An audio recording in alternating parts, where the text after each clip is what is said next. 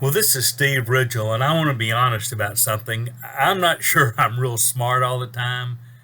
And you know what? I don't get much involved in politics. My kingdom, I think, is the kingdom of Jesus, and there's no kingdom in the world that's going to be like the kingdom of Jesus. But I live in the United States, and every once in a while somebody tells me something is absolutely fact. And I ask them a question about it, and it's like they're just dumbfounded. The other day, somebody said something about minimum wage. And you know what? I get it. I mean, there are people that can barely pay rent and barely buy food and barely get by, and they are one doctor's visit, one thing going wrong from their whole economic life falling apart.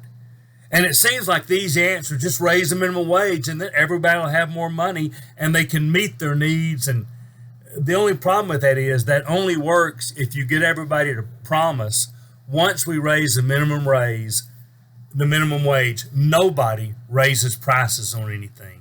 For example, if I make cookies and I have people making minimum wage to make my cookies and I sell them for $1 a piece, and all of a sudden they tell me I have to raise the minimum wage, you have to make it illegal or wrong or make me promise or something not to raise my cookie prices. Because if you raise the minimum wage price and now it costs me more to make a cookie, and I want to keep making what I was making, I just raise the price of my cookie.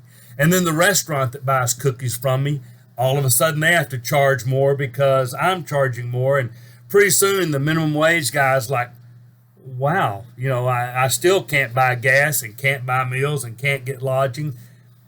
Now, somebody says, and this may be true, yeah, but a lot of people make way too much money anyhow. And you know what? That may be true.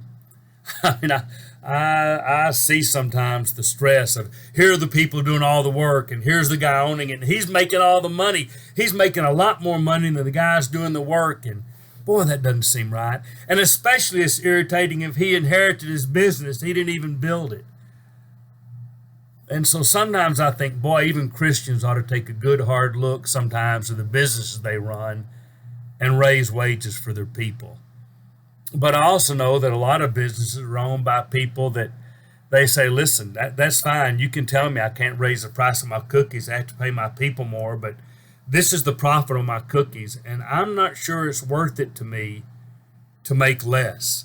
I mean, I have to take the risk of buying all the materials that go into cookie, all the product, and I have to decide how to sell it, and I have to make sure it gets sold, and I have to worry about what happens if I can't sell it, that's a lot of stress, and that stress and all that is worth this much to me. And now I got to decide if my profits here, is that worth it to me? And some people are going to say no, and they're going to say, you know what, I'm out of the cookie making business. I'll do something else. And then the four guys you raise the minimum wage for now make nothing. Well, that doesn't seem smart. It's just things aren't always as easy as we think they are. Raise the minimum wage, and if everything stays the same, you may help people get out of the mess they're in. Until all the people that own it say, not worth it to me, I'm out of here. It's just a hard thing. And I've worked for people, and I've thought, man, you sit in an office and don't do anything, and I do all the work, and you make all the money. And boy, that's frustrating. Of course, I said that one time. The answer was, well, you go start your own business. And I have done that some. I get it. And I also know when it's not worth it, when you don't make enough to take the stress of running your own business. So what's the answer, Steve? I don't know. Remember I told you my kingdom is the kingdom of Jesus? My answer is if somebody doesn't have enough money to buy food and I know them, my answer is give them food. Or let them mow my yard and pay them enough to buy food. Or if I run a business, pay people what I think is fair. And if I can't pay them what's fair, then don't do the business. I don't know. I just know politics. Our world's never figured it out. My job as a Christian is if I see poor people, to hurt for them and take care of them and feed them if I can. If they're Christians, their job's to say each day, boy, God, this day give me my daily bread. Now, sometimes God does that by having a Christian share it with his brothers and sisters, by having a job come open. But, let's don't be simplistic about things. But let's really work on our heart. And that's a whole lot more critical in the long run than anything else.